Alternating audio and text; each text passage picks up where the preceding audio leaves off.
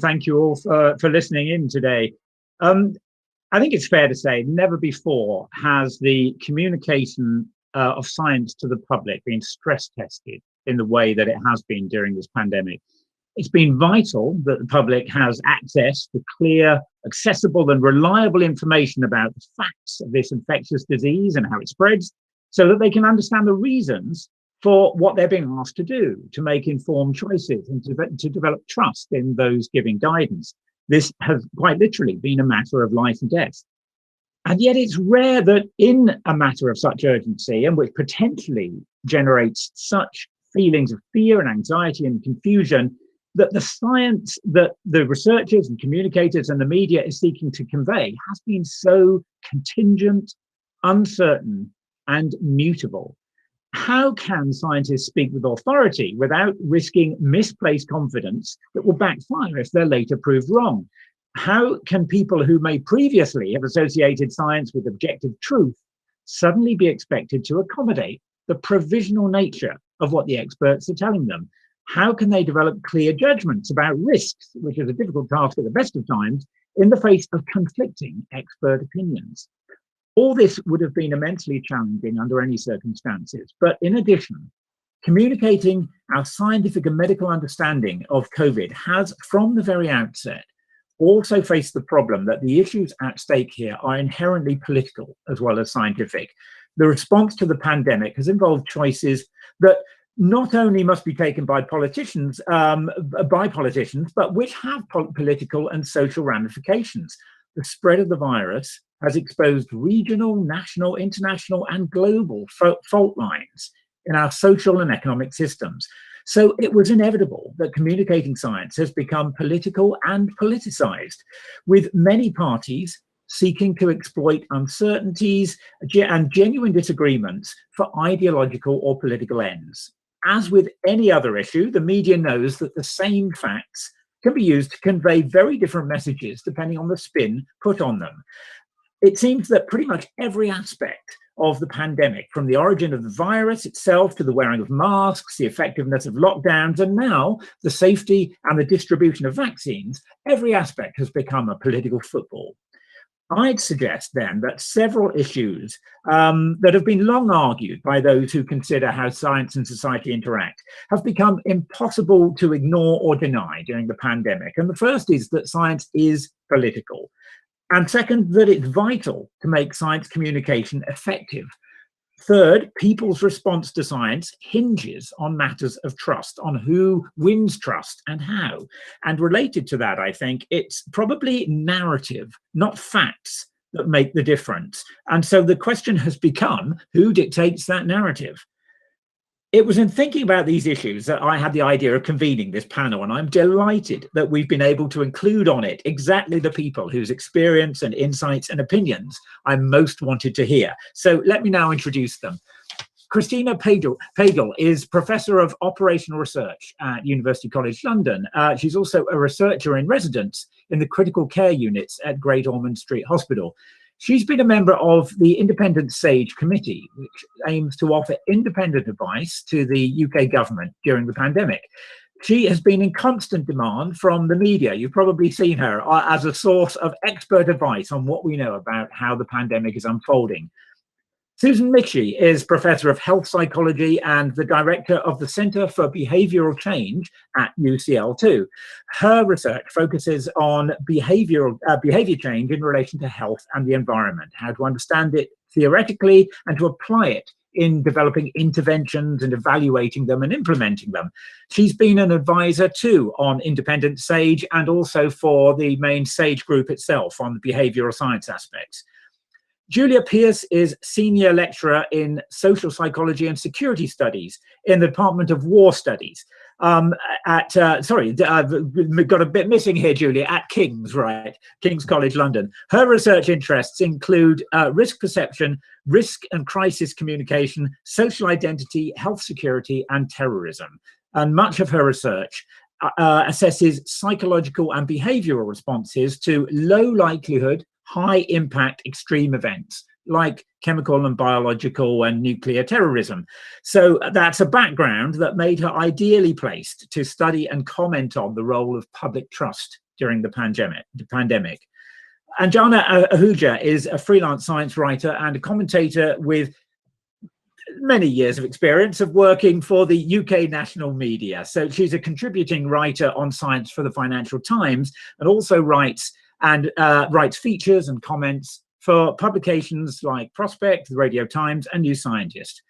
We'll start with the panelists each giving a brief sort of overview of their own perspective on the topic, several minutes, followed by a discussion between them, between the panel itself. And then in the last half hour or so, we'll open up for your questions, which, as Martin said, you can put in the Vimeo chat messaging service. Oh, I'm sorry, Anjana, I was meant to mention that also she is now the author of a book written with Jeremy Farrar, the Wellcome Trust, who's a SAGE member, a key SAGE member, a book on the pandemic. It's called Spike, the Virus versus the People. That's actually a brilliant kind of slogan for what we're going to be talking about. And I guess, well, maybe you can tell us, Ange, when that's coming out, but it will be soon, so I gather.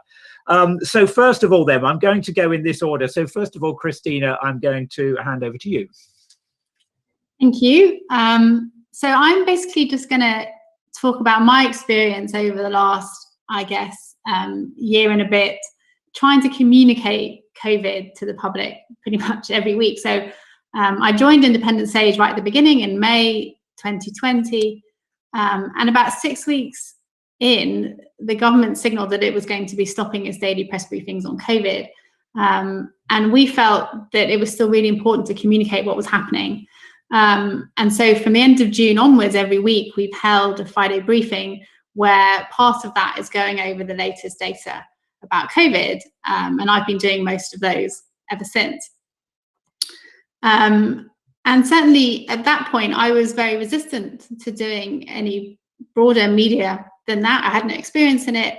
I didn't consider myself an expert, but because of Independent SAGE, you know, I rapidly became a COVID data expert. And as I was watching the news myself, I realized that actually other people didn't necessarily have a more expert perspective than me. And so I started saying yes to things, and things kind of carried on from there. What's been challenging with COVID is that one of the strengths of the UK is that we have a lot of data, and it's been increasing all the time. So, you know, it started off with us knowing about cases, which is people who had a positive test, hospitalizations, deaths. We had quite early on the Office of National Statistics, their infection survey, which is a random sample of people. We had other academic studies looking at random sampling of people with COVID. That gives you an idea of how much COVID there is in the community. Added to that, we started having Public Health England surveillance in the summer, which looks at outbreaks, age breakdowns, hospitalizations, who's in hospital. We had data on public attitude surveys, then the test and trace system. All of that was coming in. It's all in different places, and it's all quite complicated how it fits together. We have the international situation where throughout this last year and a bit, we've seen different countries having outbreaks and really serious surges in COVID at different times for different reasons. You know, what can we learn from that? What can we understand? We're all learning together as a world about what works and what doesn't work in trying to control COVID. So what could we learn from that? And then from the summer onwards, the government started releasing the SAGE documents and the SAGE modelling and the SAGE advice. And, you know, what could we learn from that? And there was so much academic research, which all feeds into it.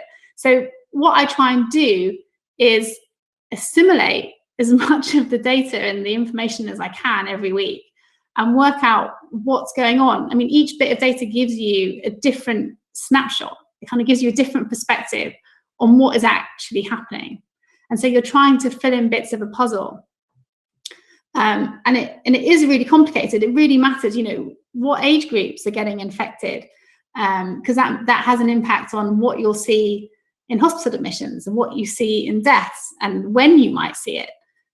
Where are things happening? Are things local or are they not local? And again, that completely changes what you might see in the data.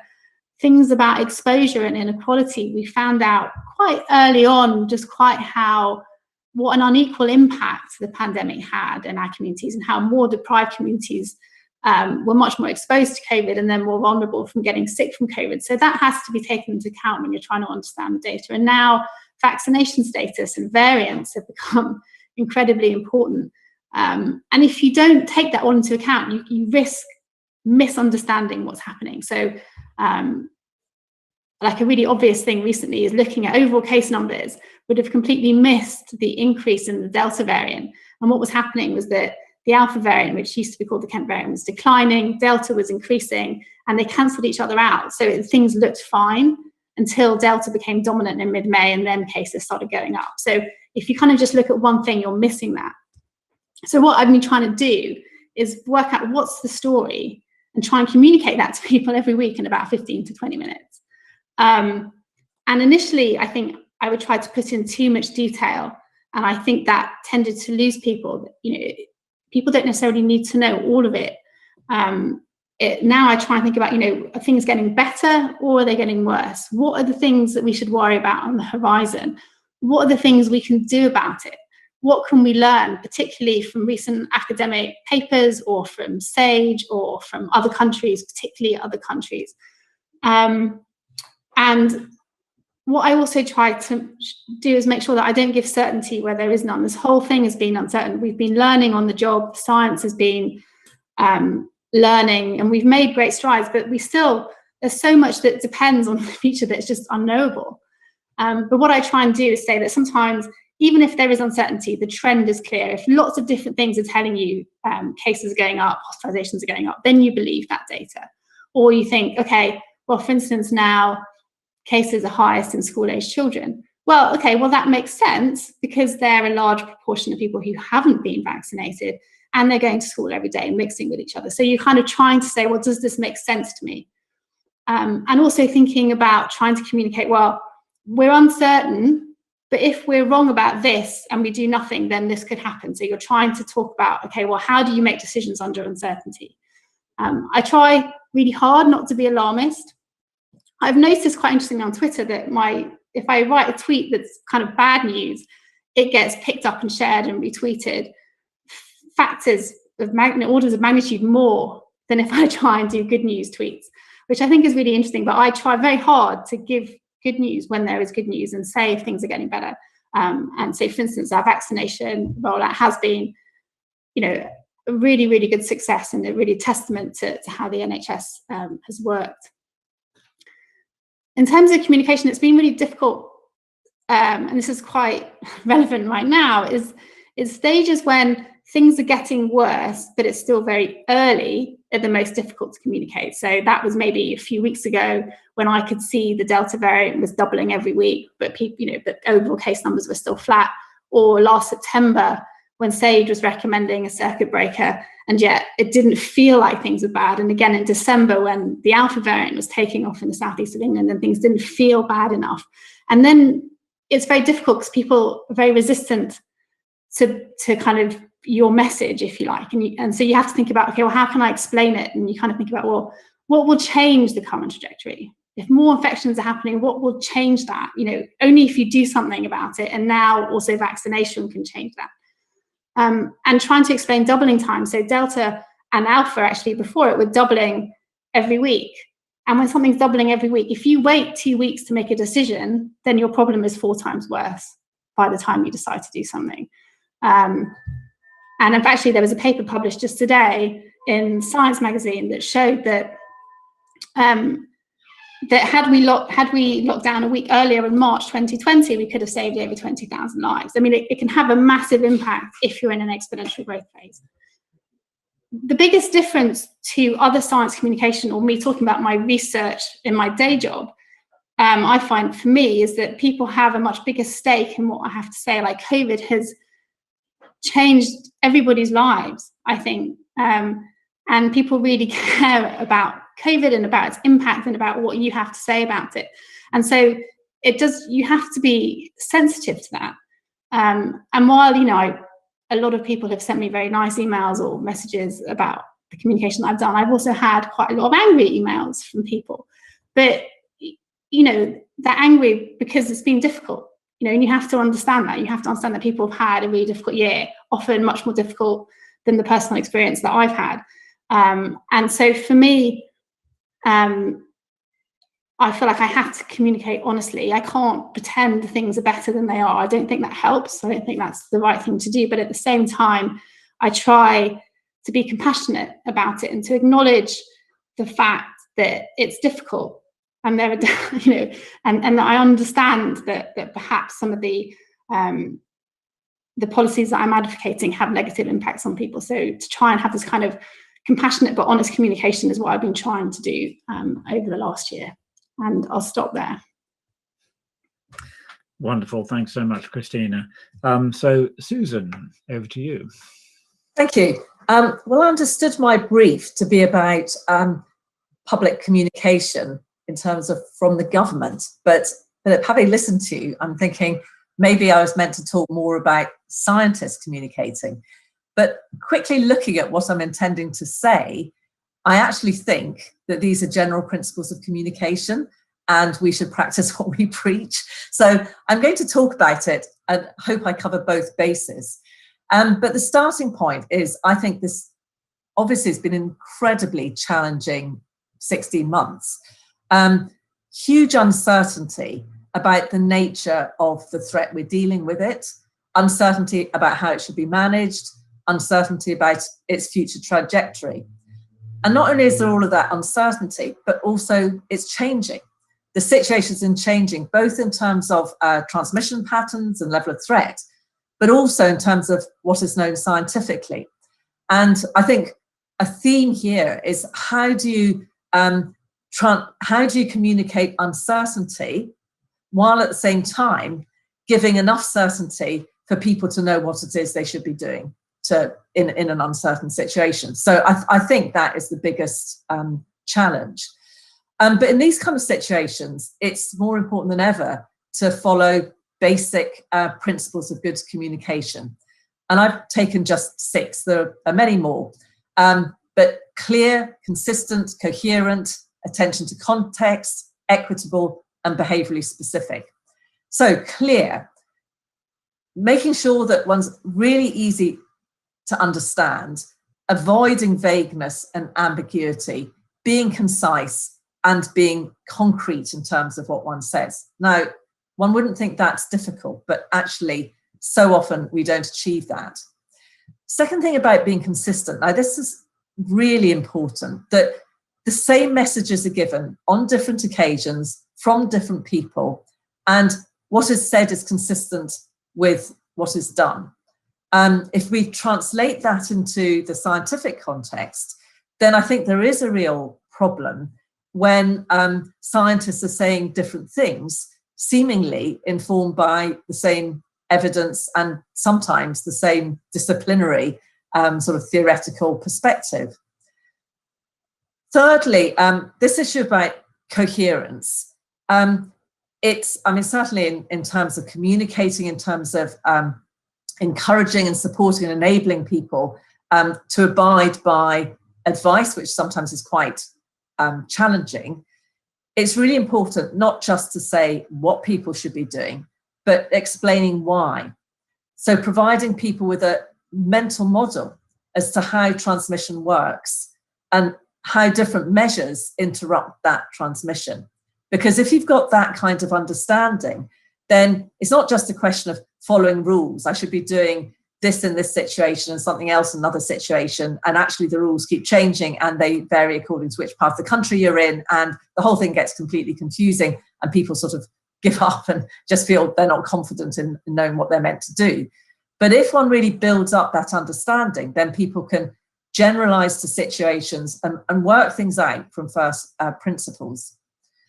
And more as we move away from a kind of rules-based approach to a kind of risk assessment and risk management approach, we really need to be able to give people the understanding and the tools to be able to judge risky situations and the interplay between those situations, the vulnerability of people, and the impact of different types of behaviour on that riskiness and that vulnerability. Then the fourth one, paying attention to context.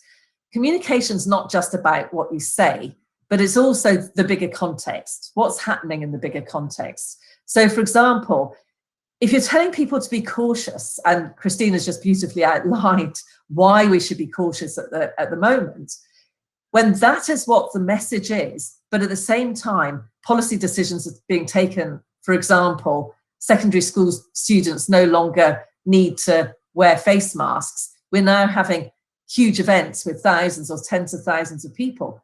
This directly undermines the verbal message of carry on being cautious and carry on doing these kinds of protective behaviours.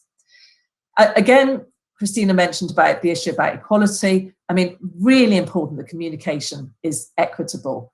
And that means, really thinking about the range of different social groups in our society, young and old, different religious, cultural and language groups. And that requires appropriate knowledge of all those groups and tailoring to them. And also in communication, really important to use images and pictures, not just words. And finally, if communication is about enabling people to do particular things, then be very behaviourally specific about what it is you're asking people to do. And we remember that, government started off well, in terms of the communication, but then it all began to unravel around the, staying alert, kind of what does that mean? It no longer has any meaning about actually what people should be doing. So the other thing is with communication and that context is if communication is going to raise people's concern or their perceived risk or threat or whatever, really important to always combine that with what it is you can do to reduce that risk, to reduce that threat, to reduce that danger. How do we achieve any of this in terms of communication? Well, one word I'll use here, which the behavioural science part of SAGE that I participate in has used time and time and time again in its reports. I don't think the advice has really been taken on. And that is the word co-creation.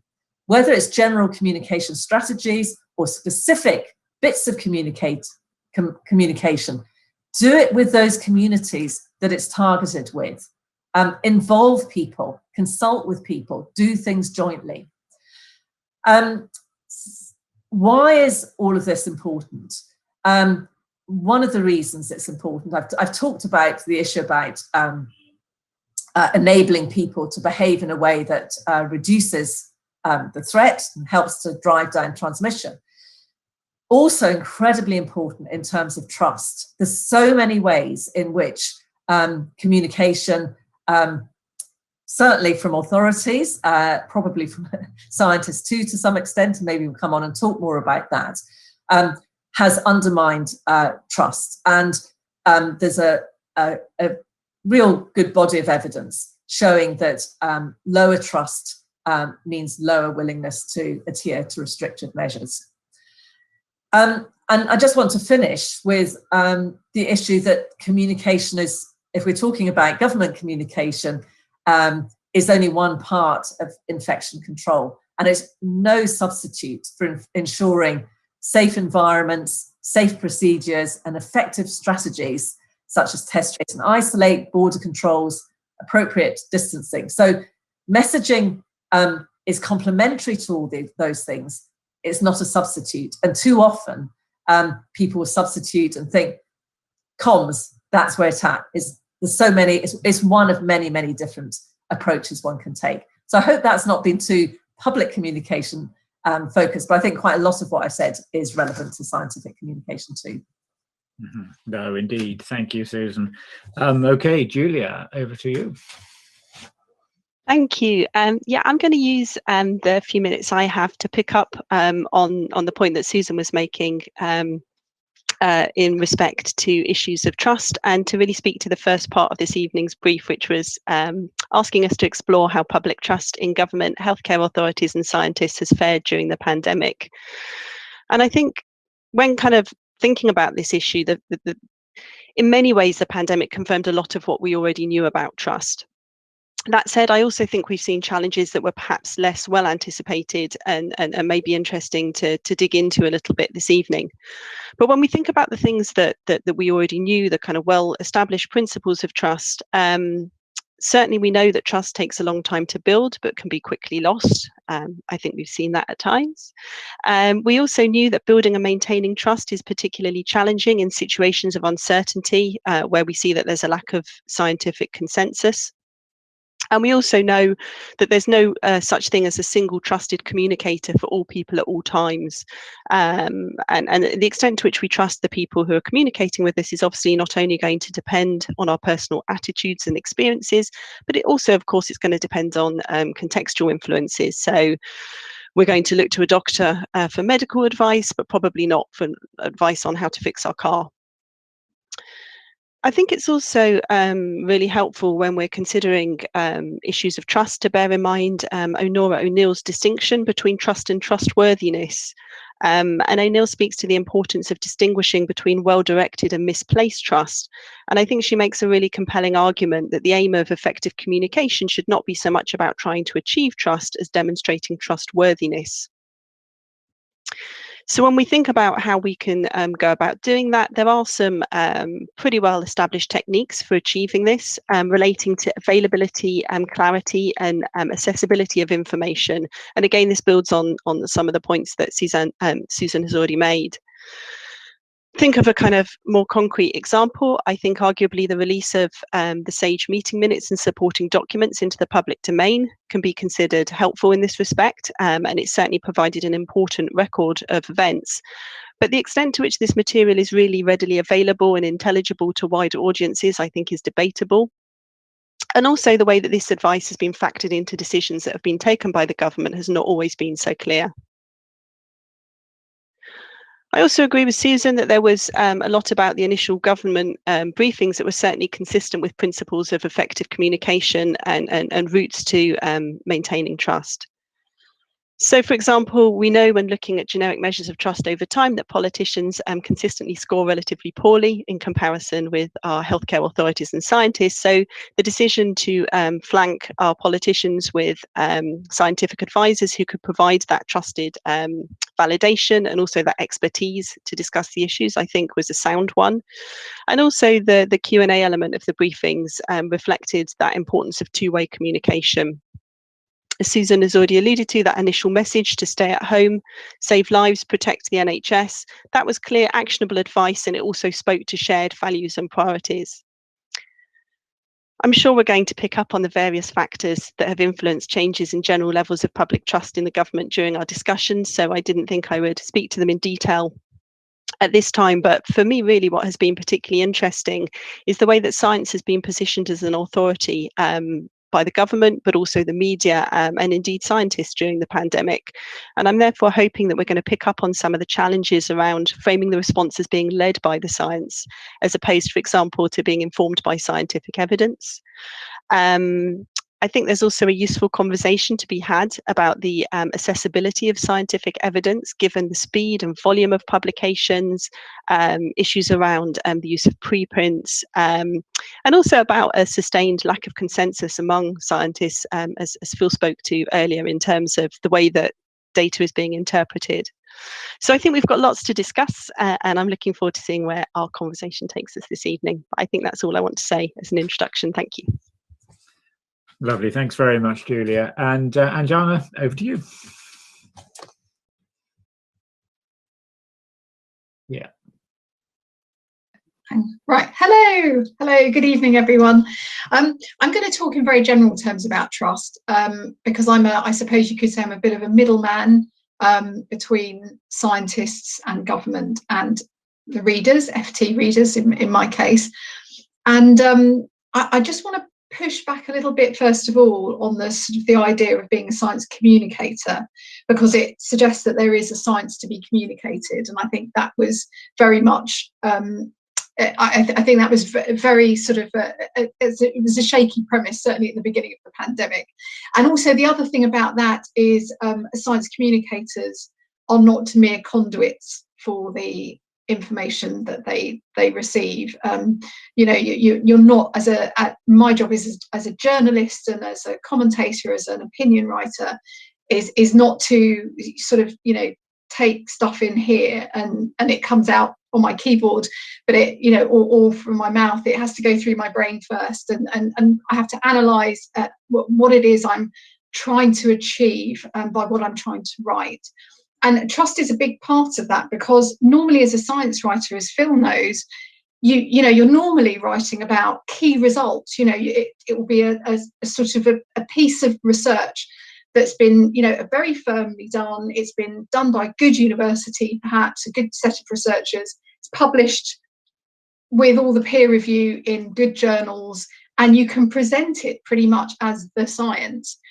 Suddenly that was all whipped away during the pandemic. We couldn't do it anymore, because when you think about, even in January, I started writing about this mystery virus in early January, but even in February we were still, even for some in this country, even into March, still debating asymptomatic transmission. So it's very, very hard for me to say to my readers, here is information you can trust. And what I found myself doing, I think, was writing more about science as it really is, which is as a process, not as a key result.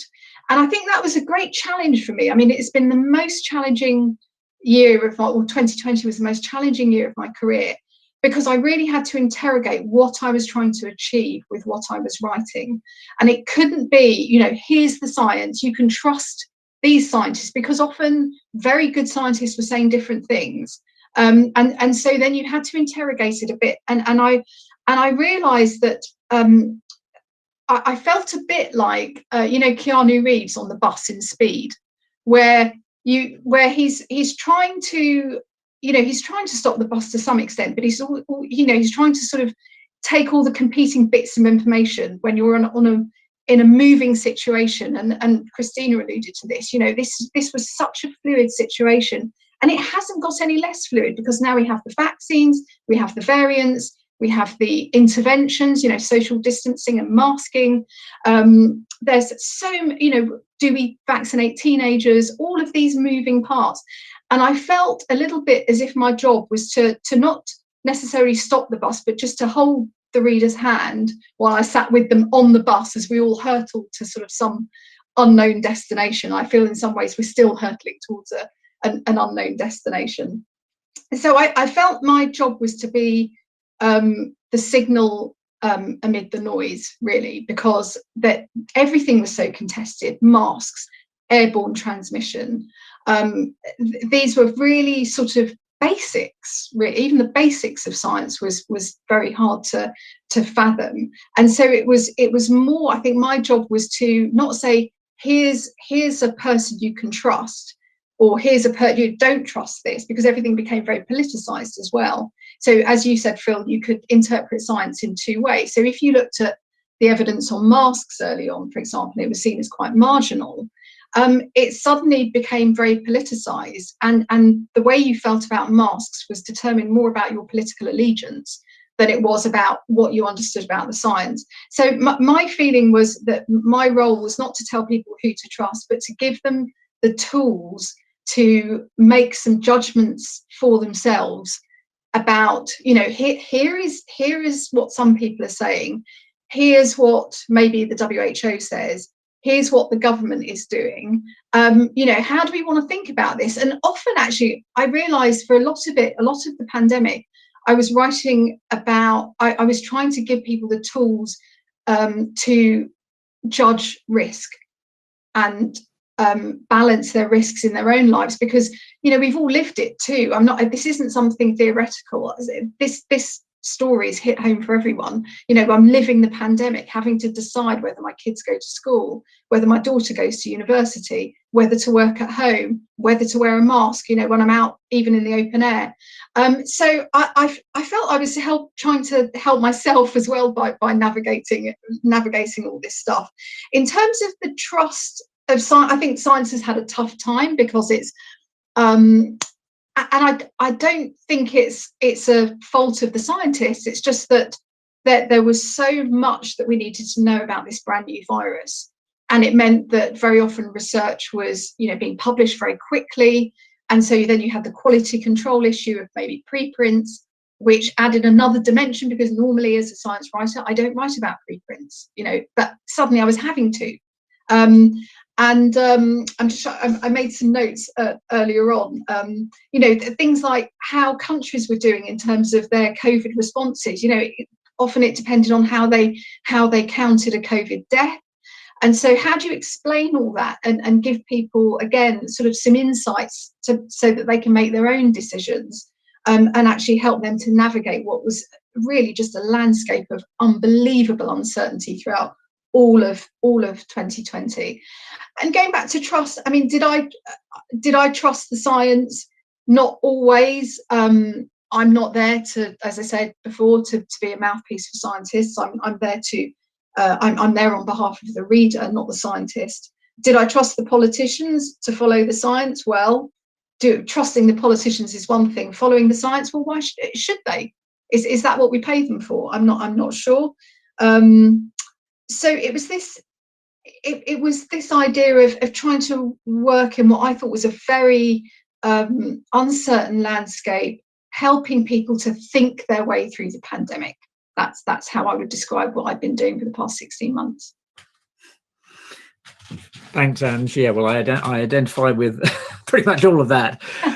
So to kick off the general discussion amongst us, I have a question for each of you, which I'm going to ask, but please, others of the panel, feel free to jump in. I can see you all on my screen now, so if you raise your hand, that's fine. But if you just want to actually, turn your mic on and jump in, please feel free to do that as well.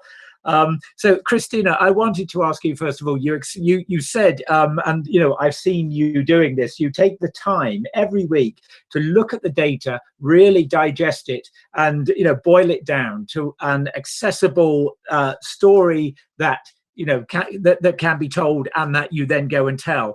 I've also seen you on TV where the questions that have come at you from reporters kind of have nothing to do often with that careful story that you've crafted. There's some spin that they have, or that they want to say, well, Matt Hancock just said this, what do you say to that? Have you been frustrated at how the work you've been putting in crafting these messages has either been translated or perhaps ignored sometimes? Has it been frustrating, or have you sometimes seen that it has been useful and used by by the media? I mean, it can be frustrating, but I don't. Basically, being interviewed, say, for a television slot or a radio slot, where you've got a couple of minutes, is completely different to if I actually have 15, 20 minutes to dive into data, or sometimes a specific issue like how do we count deaths and so on. And the questions that the journalists are asking are the questions that people have. It matters if Matt Hancock is saying something vastly different to what I'm saying. I mean, as in, I need to address that. I can't pretend it's not happening. So no, I don't mind, because that's the question, isn't it? People saying, well, surely because of this, isn't it time that we all go on holiday? Isn't it time for this? I feel like that challenge is an important challenge to have. And, I have to be prepared to address it, which is what I try to do. Like, sometimes it does get a little bit annoying in that I think I was interviewed on Sky a few weeks ago, and and it was all about cases were going up, hospitalizations were going up, Delta had just become dominant. The Public Health England report had come out showing it was somewhat vaccine resistant, that it was much more transmissible, it had more severe illness, all of this stuff. And then I can't remember who the interviewer was, but he said, oh, but the cabinet minister said there's nothing in the data to worry about. What do you say to that? And I just had to say, well, I think he's completely wrong. I couldn't say anything else. I was like, well, he's wrong. And they did then delay the roadmap, which was the right thing to do. But it was just kind of, so sometimes it can be a bit, well, I can't really say anything other than just to disagree. But I don't really mind the questions. Like, occasionally you feel like people are trying to push you into a certain corner. And interestingly, that happened to me with international television more. I did an interview for German television, and they were showing people eating out in Soho in April after restaurants opened for outdoor dining. And they kept trying to say to me, are you worried about it? I said, I'm not particularly worried about outdoor dining. I think outdoors is quite safe. And then they kept asking me, and I kept saying that. And then they actually ended up with a clip of me saying I was worried about something else and put it in that. So it looked like that's what I was saying. It was quite interesting. And that was because in Germany, they had an outdoor mask mandate. It was quite an interesting, so that was quite interesting to me. But generally, I don't find it too frustrating. I find what the government does more frustrating than what I get asked about. Okay, thanks. Susan, I guess I said things have been stress tested as never before by this pandemic. Perhaps behavioral science has been stress tested as well. That, you know, before the pandemic, there was a massive body of understanding about what guides behavior, how people behave. Has that been generally borne out by what you've seen, or have we learnt new things? Have you been surprised by things that we've seen happening? Well, at the beginning, when we were watching what was happening in China, watching things getting closer to us, and especially when the whole of Wuhan got locked down, I think it was such a new situation. I mean, none of us, I was on stage in 2009 during the H1N1 pandemic, but we didn't get anywhere near this sort of thing. And suddenly, there was something none of us had ever imagined before, let alone researched. And people were saying, well, that's China, imagine all of London being locked down, unthinkable, and that was the narrative. And I have to say, to some extent, I was going along with that. What did we know in terms of behavioral science in terms of crises? Well, actually, even though that it doesn't often fit in with the media narrative, what we do know is in crises, people tend not to panic. They tend to be very sensible. They tend to be very altruistic and generous and show collective solidarity. And where people perceive there to be a significant threat and that what they can do about it will reduce that threat, they tend to do that, even if it is incredibly challenging and they may have to make enormous sacrifices for it. So I think one of the things we have seen has borne that out, that despite what people thought at the beginning was unthinkable, people in general have absolutely risen to the occasion, and especially communities where it's been incredibly hard in terms of people's living and working conditions, really gone the extra mile. And where people haven't, it tends to be especially younger men, least adherent. And obviously younger people, they're in a phase of their life where they want to be more active, more affiliative, peer group is more important to them. So it's, again, understandable why it would be that group. So I think in general terms, from that perspective, I think that there's not been any huge, from my perspective, any huge sort of upset in terms of what I would have expected. If I can throw in at this point, if I've got time, Philip, is interesting where behavioural science has actually been, to some extent, used and blamed. Somebody mentioned about this following the science, and anybody like me who's worked with policy makers for decades know that no politician or policymaker ever follows the science, nor should they. What's appropriate is to be informed by the science in taking complex decisions. So the follow the science mantra was, hang on, why is this being repeated again and again? And certainly a few colleagues, maybe including myself, were a bit suspicious. Are we being set up here to be blamed? And then what came along was this behavioural fatigue. There is not such a concept in behavioural science. There's no term, there's no definition. It doesn't feature in any theory. There's no evidence base about it. It was never used on SPI-B, the behavioural science part of SAGE. Where did it come from? Nobody's admitting where it came from. But it was being used as a reason to delay lockdown.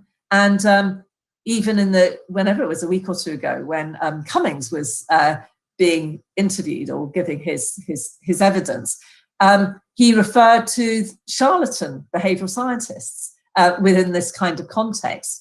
So I think that's quite an interesting issue, where in this case a particular bit of science is being used, I think, for political purposes, and that is really worrying, because and I think it's very irresponsible of, I think some people have just gone along with it, not knowing any different, but I think that's not the case across the board. And the concern about that is it does undermine trust in scientists. And, as Julia said, obviously trust in doctors and health professionals is right up there, but scientists are way above politicians. So it's actually really important that we're trusted. And it's one thing to challenge our evidence or our theories or the way we express them, absolutely fine, and there's a discussion to be had. But to undermine trust by that kind of attack, or the other personal attacks that many of my colleagues and including myself have had to endure, is I think socially irresponsible, because it'll undermine trust, undermine adherence, and undermine our efforts to get out of the pandemic. I might well, if we have time, come back to ask some more about that, because those are exactly issues that I want to get into. But I wanted to Julia to ask you a question. You talked a lot about trust. The other area of your expertise, as I mentioned at the beginning, is risk. And, we all know how difficult it is, how impossible it is actually for any of us to intuit risk well. But it has been such a central part, such an important part of the messaging. How risky is it to do different kinds of activity while cases are high? And now, of course, there's the issue of how risky is it to get vaccinated or not get vaccinated. What's your feeling about how well risk has been handled and communicated during the pandemic by government, by scientists, by health professionals, maybe by the media? It's a big question. There's a lot of actors and a lot of pieces of communication to evaluate. I suppose one of the challenges when you're thinking about risk, again, we know quite a lot about factors that shape people's risk perceptions. And I think sometimes that we tend to adopt this kind of deficit model where there's a kind of correct risk perception out there. And if only the public were a bit better informed, they would be doing the right thing and thinking the right thing. And I think one of the complexities with something like the current pandemic is actually there are different risk profiles for different people. There are different risk perceptions, as you said, once you introduce things like vaccinations, that people are balancing the risks that they feel that are associated with their activities, their exposure, versus the risk from having the vaccine. And I think Susan was speaking earlier about that importance of having that kind of that co-conversation with the communities and the people that you want to work with, I think is absolutely crucial. And I think there have been some really good examples of that. And I think that there have been public health agencies working very closely with local communities up and down the country, doing their best to understand some of those issues. When I think about, for example, some of the risk communication about the vaccine, that comes most easily to mind because it's more recent. I think that there were some fairly good examples of conversations about risk from blood clots and things versus risk from COVID. I know that there was information provision at the point when people were going for vaccination, which had quite clear charts in terms of different age groups and different risk profiles that I thought was quite nicely done in terms of, again, helping people to assess and make sense of that risk. There were other elements that I think were less well communicated. So my personal frustration was the time to build immunity after the vaccination. There was no communication, to my knowledge. And again, this is kind of anecdotal. I haven't done research on this, but from speaking to people who'd been to vaccination centres, it wasn't made clear that, when you went for your first vaccination, that you didn't walk out the door able to, walk in and do other things. So I think there have been aspects that have been incredibly well handled. I think there are aspects that could have been improved, but I think for me, the real crucial thing is to understand and be respectful of the fact that people are making balanced, and again, I think Ange already alluded to this, we're balancing different risks, and that there isn't this is the complexity, that there isn't a simple single right answer for all people at all times, and I think that's the challenge for people who other panel members who are tasked with communicating those issues to the public. Yeah, great, thanks. And I feel myself that, you know, that's particularly an issue now, you know, when cases are high and things are terrible, you know, you just stay at home when you're being faced with the decision of, do I go to this drinks party? Do I go inside? Do I wear my mask? This is when it's really challenging, you know, even if you think you've got the facts in your fingertips. Ange, I wanted to ask you something. This has been mentioned already, that a big part of the government's communications of the science happened at these, well, they were set up as press conferences. So, you know, nominally for the likes of you and I, although they were, of course, being broadcast to the whole country. So with, you know, Johnson flanked by Whitty and Vallance as the classic setup. Marks out of 10 as a science communicator. Well, as I called them, squirm watch. I think given where we are, I mean, we've got to remember we were in a pandemic. It's not, you know, normally we prize the idea that science is independent of politics, you know, it cannot be tainted. But I think, you know, and this speaks to Susan's point about having a unity of message. I mean, you're trying to bring the nation together to do something that's very difficult, which is to stay at home and to change the way we live. And so I think in a national crisis like that, then I think it was absolutely the right thing to do to have Patrick, the Chief Scientific Advisor, Chris Whitty, the Chief Medical Advisor, on a platform with the Prime Minister or Matt Hancock or whoever, trying to bang the same drum. Where it got very awkward was where, you know, they wanted to bang different drums slightly, and we absolutely saw that in September with the lead up to the circus, the non-circuit breaker, where we saw very noticeably Patrick and Chris giving almost their own press conference. I don't recall any ministers being there, about the need for people to observe social distancing because we're in a not great place with the rising rates. But I just wanted to go back to the point that Julia made and you made, Phil, you know, this idea about risk, because one thing that I felt very, very strongly about was that whereas the way we live normally pre-pandemic, we are able to make our own individual risk calculations. That wasn't true with the pandemic. You know, this is a contagious disease. So that was a fundamental shift, I think, that people found very difficult. I found very difficult because it also meant that, you know, we know it's not just that we have to make decisions for ourselves, or the government has to make decisions, you know, enable people to make their own decisions. To some extent, you know, we have to make our own decisions, but there are some people where their ability to make decisions is constrained. So I'm thinking about essential workers, people in the gig economy, and that's where I think it became really, really difficult in terms of illustrating, you know, what I have to say is probably the most complex societal problem, you know, aside from climate change, but I think it beats that because of this idea that we are a social species. We want to be together, but if we are together, bad things happen. You know, when there's a contagious disease out there. So I think it was trying to that was part of what I was trying to get across to my readers.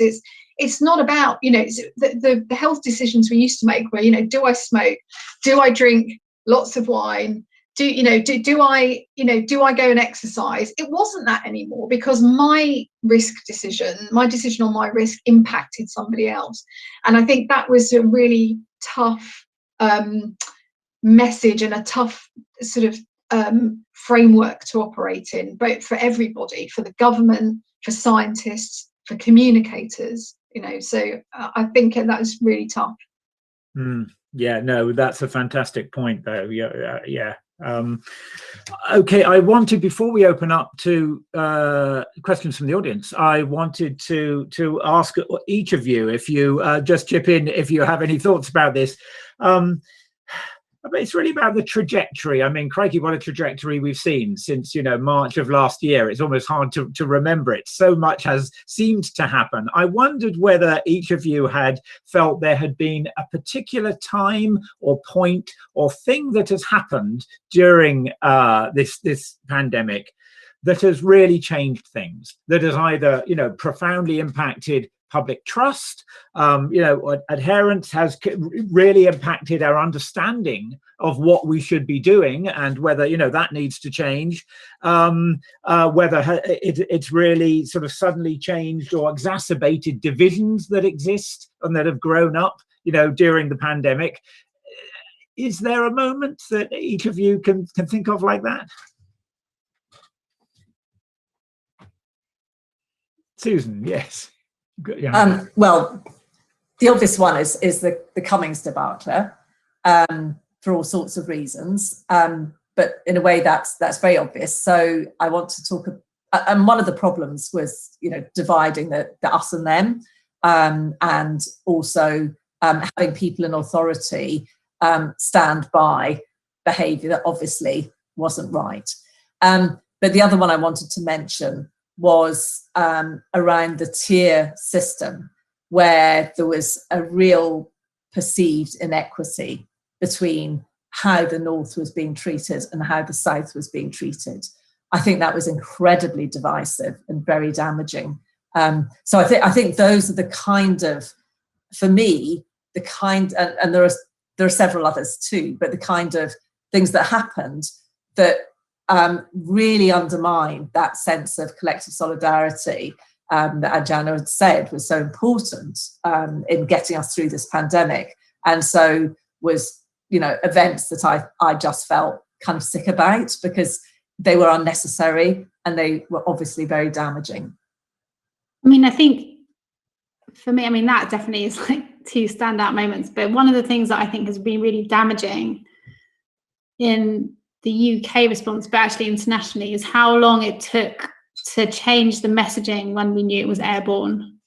So, yes. It was hands, face, space, and it took it took almost a year before they started saying actually open a window. That's probably like the single biggest thing you could do to protect yourself. And we had this kind of performative cleansing of things on surfaces when actually it was breathing, that was important. I mean, obviously breathing is important, but you know what I mean. So that I think is one thing. And then also on symptoms. So, the government started off with those 3 symptoms: a cough, a fever, and loss of smell. And they've never updated it.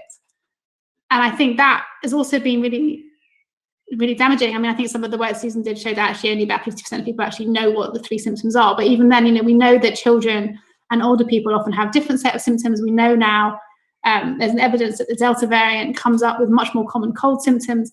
And that matters, right? It matters if people don't know that they might have COVID. If you're waiting for this kind of mythical treatment, not mythical, but not everybody has those symptoms. And I think that also is actually quite damaging, and that's a communication thing. I know it sounds really curmudgeonly, but one of the, even though the arrival of the vaccines has been brilliant, absolutely brilliant, what really worried me in terms of trust was the idea that these were going to be the silver bullet. These were going to be the magic bullet to get us out of the pandemic. And in fact, the vaccine, not the rollout even, but just the fact we have vaccines and several really stunningly efficacious vaccines is brilliant. But what worried me, and I remember this because I think I wrote 2 consecutive columns. One was about, isn't it great we've got these vaccines? And then I think about a week later, I wrote a column saying vaccines have been oversold as the exit strategy. And what really worried me about that was because we've been geared up as, to say that if we get these vaccines, our troubles are over. There are several problems with that. One is that not everyone can be vaccinated. We don't know how efficacious they are in the real world. We've obviously got so much transmission that we're getting variants, and everybody knew variants were coming. And there are, there was the whole question about vaccinating children, and we know that they are major spreaders of disease. So my worry is that we would have vaccines, we would have the rollout, and exactly, we would end up being in the situation we are in now, which is where everyone's saying, well, I'm vaccinated, you know, everyone, if, you know, I'm double vaccinated, I'm single jabbed, why can't we just open up again? Without sort of, you know, actually thinking, well, actually, if we say that vaccines are the exit strategy, which they can be, but only if they go everywhere to everybody, then are we going to get ourselves into a very sort of tricky place further down the line with people saying to the government, as is happening now, well, you told us if we got vaccinated, you know, we could have normality again. And it's not as simple as that. So I am a little bit worried about the messaging and the trust on that. And I think, and again, I'm also a bit worried about the fact that I don't really understand why the roadmap has to be irreversible. I mean, I really worry about that, because you can't negotiate with the virus, as other people have said. It's you're kind of setting yourself up to fail, I think, in a very uncertain situation like this. So I'm really worried about those two aspects in terms of public trust, government messaging, and, you know, people are understandably, everybody wants to get back to normal, and they've been told they can, but it's not really going to be that easy. Brilliant. Yes, Julia. Yeah, I mean, I think building on that, I agree with all of the moments everybody's identified. And I think this is probably related to what Angie's saying. I think the whole concept of Freedom Day, I think that's a really problematic. And so when that first kind of roadmap was announced, it was data, not dates, but a date was put on potentially for each phase. So I think as we were moving towards the 21st of June, as I say, and the kind of the media coverage of that whole kind of concept of Freedom Day, I think that made my heart full. Mm-hmm. Yeah.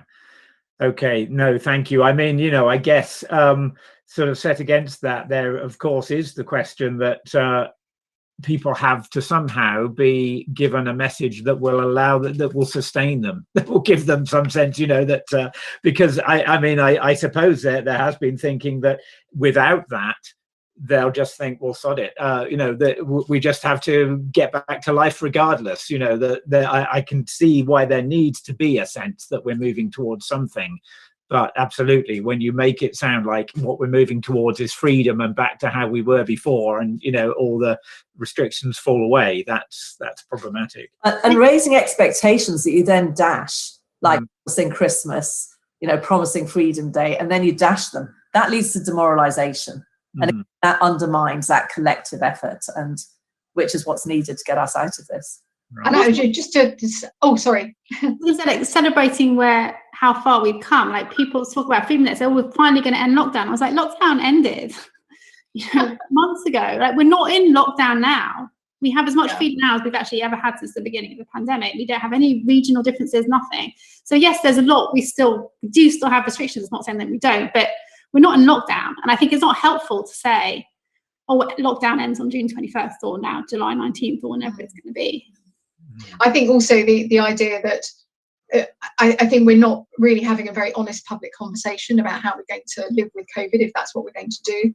And I think there's a real absence of public debate about this. And in fact, it was identified by, I think, Charles Walker. I heard, you know, the chairman of the 1922 committee, who made this point, and it was a very valid one. You know, that we have been given this idea that we are going to move back towards normality, but actually some people have interpreted that as there will be no more deaths from COVID. And so how do we balance it? You know, we do need to work towards this idea of what is an acceptable level of risk from COVID. And we are just not having that conversation. And that I think is also going to be damaging ultimately to the messaging, the trust, because I think we're all, you know, we may be called upon to do these interventions again at some point if things don't go very well, and if other parts of the world don't get vaccinated and we import new variants and so on. So I think that's something that worries me.